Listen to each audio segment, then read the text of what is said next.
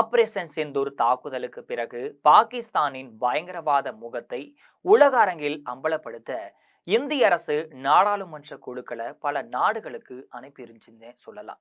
அந்த குழுவின் தலைவராக காங்கிரஸ் மூத்த தலைவரான சசி தரூர் நியமிக்கப்பட்டிருந்தார்.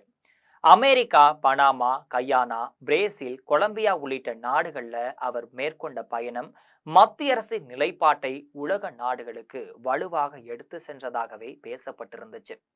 சுவாரஸ்யமான விஷயம் என்னன்னா, வெளிநாட்டு தூதுக்குழுவுக்காக காங்கிரஸ் தரப்பில் அளிக்கப்பட்ட எம்பி பட்டியல்ல சசி தரூரின் பெயர் இடம்பெறாமையே இருந்துச்சு.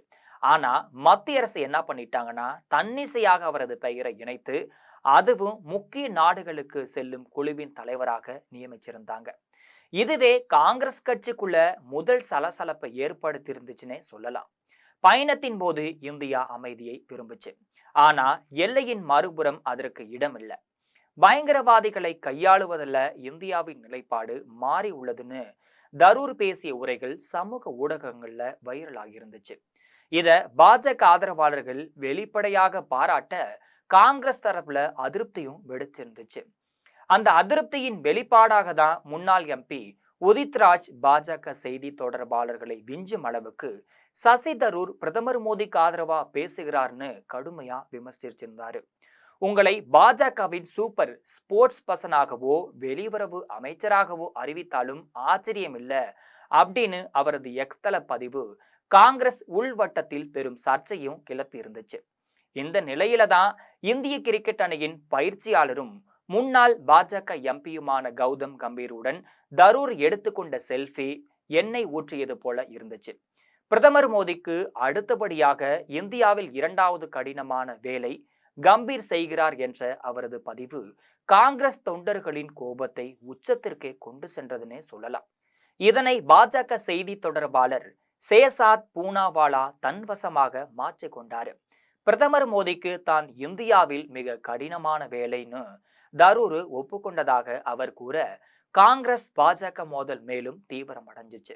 இதனால தரூர் மீது காங்கிரஸ் தலைமையின் அவநம்பிக்கை அதிகரித்ததாகவும் கூறப்படுது. கேரளாவில் 2026ஆம் ஆண்டு மே மாதத்துல நடைபெற உள்ள சட்டமன்ற தேர்தலிலேயே இந்த மோதல் மையமாகவும் இருக்கு. திருவனந்தபுரத்தில் இருந்து 4 முறை எம்பியாக வென்றுள்ள சசி தரூர் கேரள முதல்வர் வேட்பாளராக தன்னை அறிவிக்க வேண்டும்னு ஆசையில இருப்பதாக அரசியல் வட்டாரங்கள் கூறுறாங்க.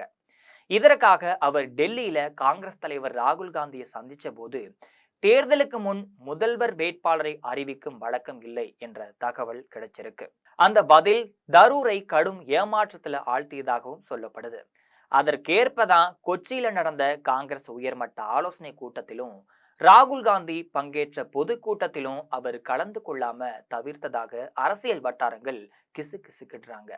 ஒரு நிகழ்ச்சியில ராகுல் தாமதமாக வந்தபோது மேடையிலிருந்தே தரூர் வெளியேறிய சம்பவம் இருவருக்குமான பிளவு வெளிப்படையாக தெரிய வந்துச்சு. இதற்கிடையே காங்கிரஸ் தலைவர் கே முரளிதரன் சசி தரூர் தனது நிலைப்பாட்டை மாற்றும் வரை திருவனந்தபுரத்துல எந்த கட்சி நிகழ்ச்சிக்கும் அவரை அழைக்க மாட்டோன்னு வெளிப்படையாகவே கூறியது மோதலின் உச்சத்தையும் எட்டி உள்ளதாக காட்டுது. இப்ப அரசியல் கேள்வி ஒன்றே, கேரள முதல்வர் கனவுக்காக சசி தரூர் எடுத்துக்கொண்ட தூர நோக்கு அவரை காங்கிரஸ் தலைமையில் இருந்து மேலும் தள்ளிவிடுமா, இல்லனா காங்கிரஸ் கட்சியின் ஆப்பு தரூரை புதிய அரசியல் பாதைக்கு தள்ளுமா? இந்த அரசியல் நாடகம் கேரள அரசியல்ல இன்னும் பல திருப்பங்களை உருவாக்க போகிறது. அது என்னன்னு பொறுத்திருந்துதான் பார்க்க வேண்டும். இது போன்று அரசியல் நிகழ்வுகளை அன்றாடம் தெரிந்து கொள்ள ஜெம் தொலைக்காட்சியுடன் எப்பொழுதும் இணைப்பில் இருங்கள்.